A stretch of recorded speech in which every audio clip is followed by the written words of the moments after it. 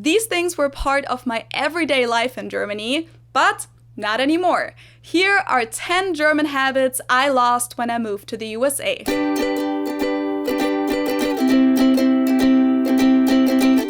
Hello, servus, and welcome back to my YouTube channel. My name is Felicia. I'm originally from Munich, Germany, but I moved to the US in 2016 and I now live in Cincinnati, Ohio. So I came across this article the other day by a French woman who moved to the States, and she wrote an article about 10 French habits I lost when I moved to the USA. I put the link in the description below, and when I read through her 10 points, I realized that I actually agree with a lot of them, which is funny because the German and the French culture are pretty different if you compare the two, and there has always been some kind of rivalry between the two countries. But I guess compared to the US, the German and French people do actually have a lot in common. And I mean, we're neighboring countries, so it kind of makes sense. So I thought it would be interesting to go through the list with you guys and tell you what my thoughts on these things are and how they apply to me as a German. And also, just a little heads up, in my videos, I usually phrase my opinions in a very thoughtful and diplomatic way because yes, I'm obviously aware that there's always another side to everything and that not all people are the same, but in this video I may phrase my thoughts in a little more pointed way here and there. And with that, let's jump right in. The first thing is spending time with a guy without it officially being called a date. So she basically describes how in France, men and women can spend casual time together without any precise and complex rules as long as they enjoy each other's company.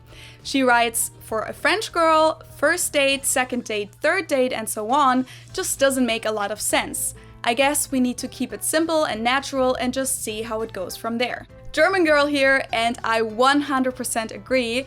Those of you who have watched my video on dating differences have heard me talk about this before, but in a nutshell, dating in the US really seems to have way too many rules, like she said in the article, and from a European point of view, it just seems a little outdated sometimes. And coming to the US, you would assume that these rules at least bring some kind of security into the whole dating game. But the opposite seems to be the case. Americans, in my generation at least, seem to play games with each other all the time, and a lot of them are extremely scared of commitment and of being honest with each other. Like, the dating culture here is full of rules and labels, yet to most people, putting a label on it seems to be scarier than a horror movie. In Germany, I feel like people just have a little more faith in each other because we're more honest and respectful when it comes to dating and communication. Like, people can just spend some time together if they want to and figure it out from there. Maybe something will develop from it, maybe it won't, maybe it'll just be a friendship, but either way, Germans overall are much better at just talking about it and telling each other exactly how they feel.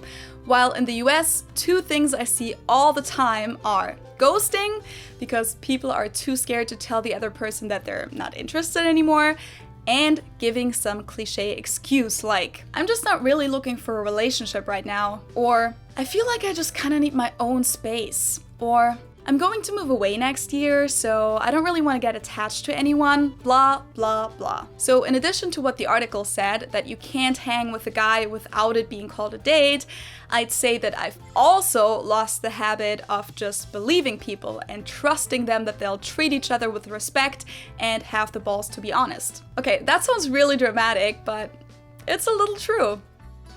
Number 2, sweating. This one is related to how common air conditioning is. Most houses in the US have AC, and almost all public places do, including restaurants, schools, and offices. And as a European, that's something that you'll have to get used to at first, especially that the temperature is usually not set to a normal room temperature, but more like a refrigerator. So yes, sweating is definitely a habit that I've lost. Unless I'm outside, because in Cincinnati the summers are usually warmer and a lot more humid than they are in Germany. And on the other hand, a habit that I've picked up is that whenever I know I'm going somewhere inside in the summer, I'll always make sure to bring a sweater or a cardigan with me because I already know that I'm gonna get really cold inside. Number 3, using my feet for something other than pressing a gas pedal. So she writes that after 7 years in Texas, I have almost forgotten what walking even means. And yes, I can relate. I talked about this more in my video on 5 things that Americans do differently than Germans, but to summarize it, even for the shortest distances, Americans get into their cars and drive. The other day I was hanging out with a friend of mine at my place and we wanted to get some snacks at the convenience store, and it's literally a 3-minute walk from my place, 0.1 mile according to Google Maps. I looked it up, and she was like, "Can we drive?" So we drove, and I was like, that's probably the most American thing I've ever done. Seriously, no European would even think about driving that short of a distance unless it's like storming or something. People walk to get to places all the time in Germany, or they take their bike, or it's a combination of bike, walking, and public transportation. But in most places in the US, you're nothing without your car. And I would know because I didn't have a car for the first 3 years of living here, but ever since I got one, I've started to drive everywhere and never walk anywhere anymore. So now I try to include going on a walk into my schedule every now and then to get some steps in, or I walk to the grocery store when I just need a few things. I actually miss walking and cycling to get to places a lot. Before we get to the next point on the list, I'd like to talk about another thing that has changed since I moved to the US, and this part is sponsored by ExpressVPN. So I obviously started to consume a lot more American media when I moved here, but every now and then I still want to keep up with German news and my favorite German TV shows, or even just YouTube videos. But unfortunately, it's not always that easy because a lot of the German content is actually geo-blocked, which means that I can't access it while I'm in the US. And that's why one of my new habits is using a VPN client. I'm sure most of you have heard of these. They encrypt your internet connection so that your data is protected and you can browse the internet from a virtual location. I usually pick Germany, of course, so then the website I'm visiting thinks that I'm in Germany and I can watch their content. I've tried a few different VPNs in my days, and ExpressVPN is actually the best one I've tried so far.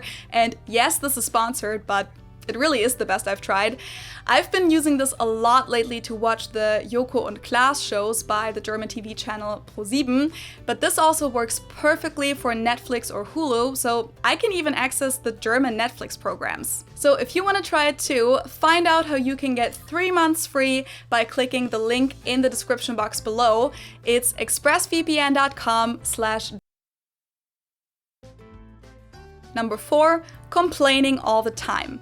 The article says that French people love complaining and that coming to the US almost felt like Disneyland and that all the positivity almost seemed unreal, and the author says that one of her new favorite habits is switching from negative to positive thinking and believing that anything is possible. And yes, I said almost the exact same thing in my video on 10 things I love about the US. If you haven't seen that yet, make sure to check it out. But yes, I have lost my habit of complaining all the time. I mean, I still do sometimes, but I've definitely become much more positive and optimistic in the US. And I have to admit that, just like French people, Germans are really big at complaining. About the weather, about people not following the rules.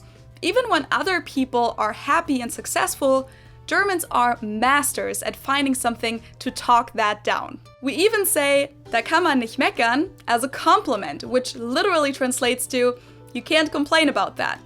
And that sentence is pretty much the German mindset in a nutshell. Number 5, using cash to pay anything. Yes, this one I've mentioned before in different videos. In Germany, we have a pretty big cash culture still. I mean, it's changed a little during the pandemic, which I think is cool, but in general, you need to carry cash on you in Germany because you can't pay with your card everywhere like you can in the US. Especially smaller stores and restaurants often don't accept card payments at all or require a minimum purchase amount, so going to the ATM and carrying my big wallet around were definitely German habits that I lost in the US. I honestly don't remember the last time I got cash at the ATM. It must have been months. And I often leave the house with just my keys, my phone, and my card, or just my phone and then I pay via Apple Pay. And even when you go out at night, you can pay with your card at every restaurant, bar, and club. That is not the case in Germany. Number 6, feeling like you are constantly judged on your appearance. This one I've also mentioned a few times before in my 5 differences video and in my video with my German friend Veronica. And yes, I've made the same experiences as the author of the article. In Germany too, it's much more common to dress up nicely, even if you just go to class or to the mall or something. And Germans do look at each other much more than Americans do. Like, we look at people from head to toe to check out their outfit, and we do judge each other more. That's my experience at least. In the US, however, or at least in places like Ohio, where I live, or Texas, where the author of the article lives, things are much more casual. People go to class, restaurants, and other public places in gym clothes, old t-shirts, leggings, without makeup, and sometimes even in clothes that look like their pajamas. And you don't really get any weird looks for it. I was surprised to see that even at the DMV that I went to get my Ohio driver's license, the employees just wore sweatpants and casual clothes as well. You definitely wouldn't see that in Germany. Number 7, having a 2-hour lunch break. Okay, in Germany, we don't have 2-hour lunch breaks like they do in France, but even in Germany, they're usually an hour long in most full-time jobs, while it's usually only half an hour in the US. And just in general, in Germany, we invest more time into the process of eating.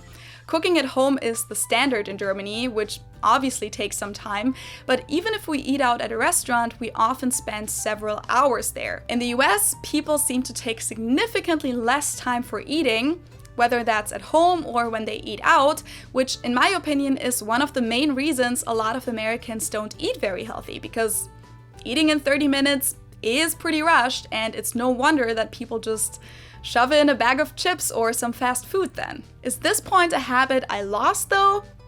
Not really. I don't have a full-time job right now, so the lunch break thing doesn't really affect me, and I still go to the grocery store, get groceries, and cook at home. Number 8, paying outrageous amounts of money to travel small distances. This one is really interesting because I had never actually thought about it before, but it's very true. In Germany, gas is about 3 times as expensive as it is in the US, and even though we love traveling by train in Europe, that's also really expensive usually. Not much cheaper than flying in a lot of cases, even if you're just going to a city that's a few hours away. So even though the distances are much shorter in Europe, traveling is indeed more expensive. And yes, I've very much gotten used to the idea of a road trip being a cheap way of traveling in the US, and I love it. One thing that has changed though is that long distance buses, like they exist in the US, have come to Germany too in the past few years, and they are indeed a lot cheaper than trains. Number 9, having a quiet meal with friends at a restaurant. So the author says that in the US there's always really loud music playing at restaurants, while in France they're always really quiet and a much better atmosphere to have conversations. And I feel like it may be more common in the US to play music at restaurants, but in Germany, a lot of places do that too, and even if they don't do it, that doesn't mean that the place is quiet when it's really busy. So I personally don't agree with this one, and I don't think that US restaurants play music too loudly either. Number 10, waiting a long time to place my order at the restaurant. Yes, that one is 100% true. Just like in France, in German restaurants, it may take a few minutes until the waiter even recognizes you, and it may take a while until they then come back to take your order, and it's happened more than once in my life that I had to wait for my meal for more than an hour after I ordered. But even in less extreme cases, the service in German restaurants takes longer than it does in the US, because here, even the restaurants that aren't fast food places are still really fast, which goes together with the whole point about Americans not taking a lot of time to eat. And I'd be lying if I said I didn't enjoy the great service at American restaurants. It's pretty great to know that you'll have your food within 15 minutes. The only thing I changed though is that I'd like to stay for more drinks and dessert and conversation afterwards. But yes, I totally got used to getting my food quickly at a restaurant. That's the end of the list. Let me know what you thought about the points in the comments below. And if you currently live abroad, or if you have ever lived in another country, let me know which habit you lost or which habit you picked up. Thank you guys so much for watching. Don't forget to hit the thumbs up button if you enjoyed this video, and subscribe to my channel for free if you like what I do on here, and also activate that little bell so that you get notified about new videos. You can also follow me on Instagram and support me on Patreon if you want to. And with that, I hope I'll see you next time. Tschüss! Oh, and while you click subscribe here and decide which of these two videos you're gonna watch next, here's a fun little video about American driving habits. Trip home? Yeah, bro, I'll see you. Alright.